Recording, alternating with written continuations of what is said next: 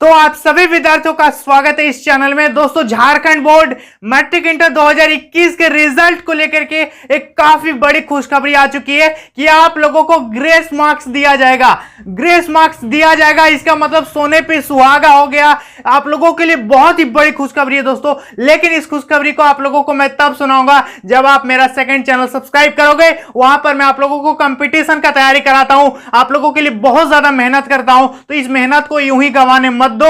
जाकर के सब्सक्राइब कर लेना यार प्लीज। आप लोगों से रिक्वेस्ट करता हूं कि नीचे लिंक डिस्क्रिप्शन में जाकर के अभी तुरंत सब्सक्राइब कर लेना।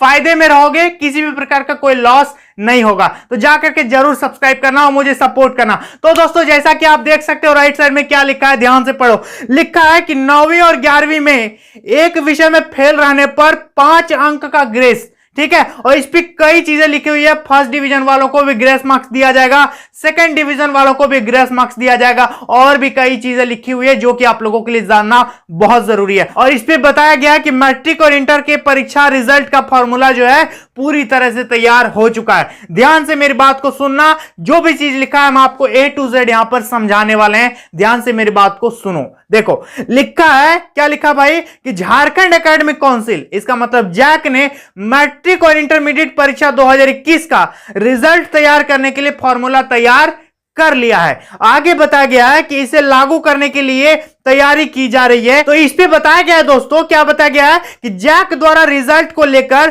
तय किए गए प्रावधान के अनुरूप इस वर्ष मैट्रिक व इंटर के परीक्षार्थियों को किसी विषय में 100 में 80 अंक तथा कक्षा 9 व कक्षा 11वीं के प्राप्तांक के आधार पर मार्क्स जो आप लोगों को मिलेगा।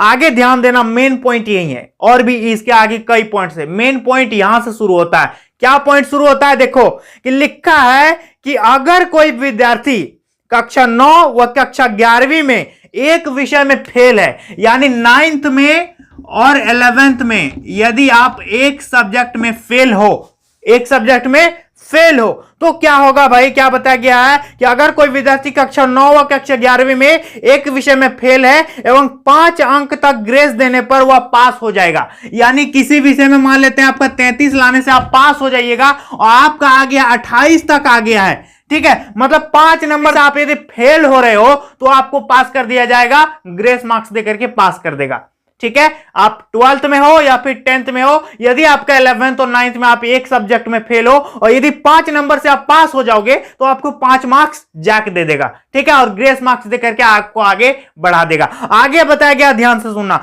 आगे लिखा है कि इसी प्रकार फर्स्ट व सेकंड डिवीजन के लिए भी ग्रेस मार्क्स दिया जाएगा।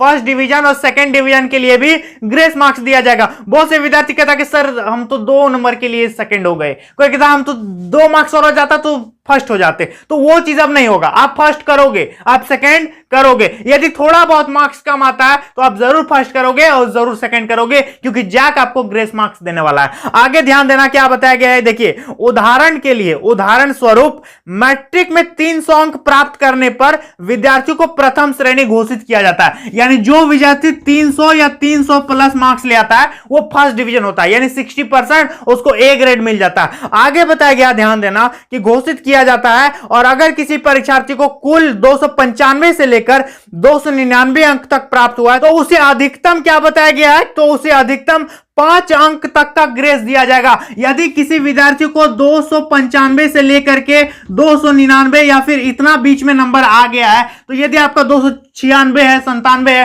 तो 5 नंबर आपको मिल सकता है। हाईएस्ट कितना मार्क्स मिल सकता है? 5 मार्क्स। यदि आपका 295 आ गया तो आप फर्स्ट करोगे, 100% फर्स्ट करोगे, क्योंकि 5 मार्क्स जो आपको जैक देगा फ्री ऑफ कॉस्ट, ठीक है, फ्री में मिल रहा है, ग्रेस मार्क्स मिल रहा है। आगे क्या बताया, ध्यान से सुनना। देखो, लिखा है उसी तरह से ग्रेस मार्क्स मिलने के बाद विद्यार्थी फर्स्ट डिवीजन से उत्तीर्ण घोषित किया जाएगा। आपको एकदम लिख देगा मार्कशीट में फर्स्ट डिवीजन डिक्लेयर्ड फाइनली, ठीक है। आप प्रथम श्रेणी से पास करोगे, आप फर्स्ट कहलाओगे। 295 ला के भी आप फर्स्ट कहलाओगे। 295, 296, 97, 98, 99, ये कितनों नंबर आ जाता है इस सब में से, तो आप फर्स्ट होगे, ठीक है। 5 मार्क्स आपको जैक देगा। आगे इसी तरह से सेकंड डिवीजन के लिए भी होगा। आगे बताया गया कि यह प्रावधान अन्य डिवीजन पर भी लागू होगा, यानी सेकंड डिवीजन और थर्ड डिवीजन वगैरह पर भी यह प्रावधान जो है लागू होगा। आगे बताया गया कि कक्षा 9 व 11वीं में 5 विषय की परीक्षा होती है और 4 विषय में पास होने वाले विद्यार्थी अगली कक्षा में प्रोमोट होते हैं। ये तो आपको पता है। आगे लिखा है लेकिन मैट्रिक और इंटर में 6 विषय की परीक्षा होती है, 6 सब्जेक्ट होता है, एक एडिशनल होता है। आगे लिखा है कि और 5 विषय में पास होने वाले विद्यार्थी सफल घोषित किए जाते हैं। यदि 5 में आप पास हैं तो आप सफल घोषित हो जाते हो। आगे लिखा है कि ऐसे में कक्षा 9 व 11वीं की परीक्षा पास करने वाले वैसे विद्यार्थी जो 4 विषय में पास थे उन्हें इस प्रावधान से काफी लाभ होगा। जो 4 सब्जेक्ट में पास थे, एक सब्जेक्ट में फेल हो गए थे, तो उनको जो है इस प्रावधान का बहुत ज्यादा बेनिफिट मिलेगा।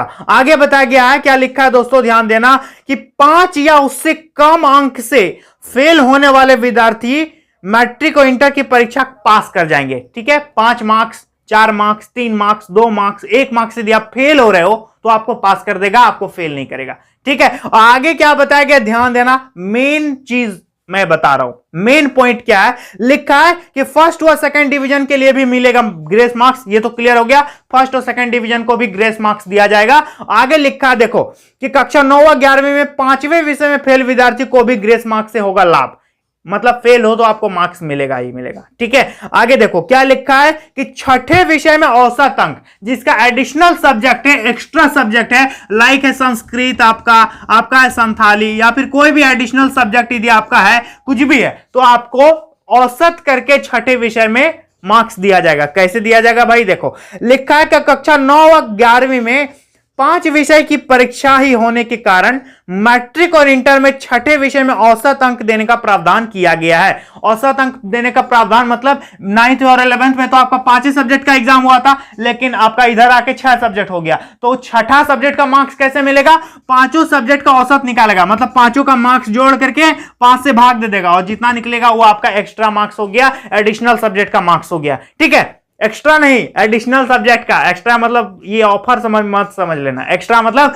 6ठा सब्जेक्ट का आपका मार्क्स हो जाएगा, 5 का औसत निकाल देंगे। ठीक है, देखो भाई आगे क्या बताया गया है कि 5 विषयों का औसत प्राप्तांक 6ठे विषय का अंक होगा। रिजल्ट तैयार करने को लेकर बनाए गए प्रस्ताव को सरकार की सहमति मिल गई है, सरकार का जो आदेश होता है वो मिल चुका। अब यहां पर मेन चीज आता है कि हमारे डॉक्टर अरविंद प्रसाद सिंह जी, जो कि जैक के क्या है, अध्यक्ष हैं। ठीक है, श्री अरविंद प्रसाद सिंह, इन्होंने क्या कहा है इस बारे में, देखो पढ़ के बताता हूं, ध्यान से सुनो। लिखा है कि मैट्रिक व इंटर के परीक्षार्थियों को रिजल्ट तैयार करने को लेकर बनाए गए प्रावधान के अनुरूप ग्रेस मार्क्स भी दिया जाएगा और रिजल्ट इसी माह तक जारी होने की संभावना है।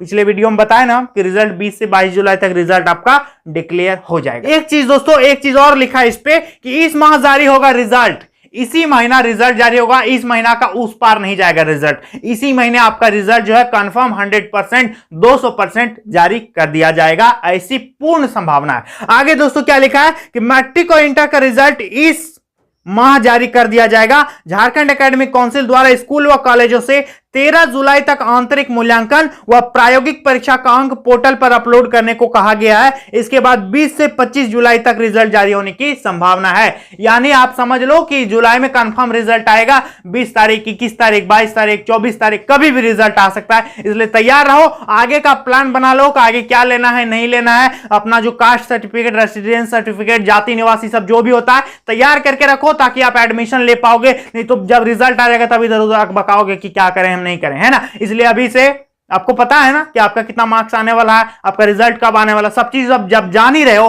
तो आगे की तैयारी शुरू करो।